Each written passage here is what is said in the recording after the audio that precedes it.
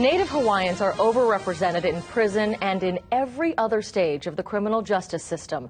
That's according to a recent study by the Office of Hawaiian Affairs and Justice Policy Institute. As KITV4's Jill Kuramoto reports, recommendations were announced today aimed at making significant changes to the problem.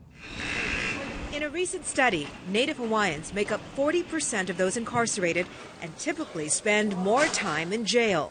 This is a tragic reality and cannot be denied. In an effort to turn the numbers around, the state legislature created a Native Hawaiian Justice Task Force. Statewide meetings over the summer and interviews with inmates were compiled into a 28-page report. Our report, although a good start, is just that, a start.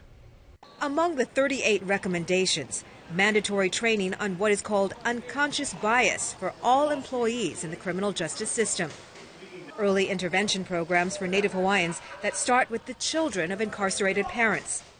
And the creation and maintenance of an inventory of services that address mental health, substance abuse, workforce development, and housing.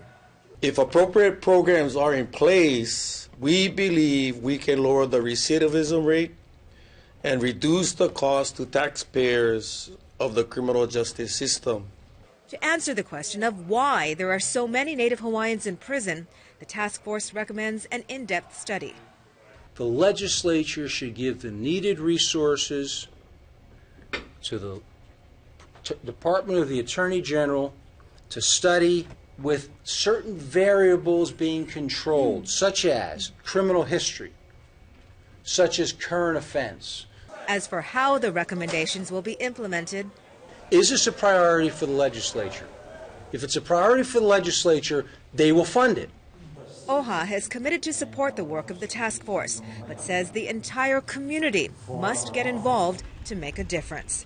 Jill Kuramoto, KITV4 News.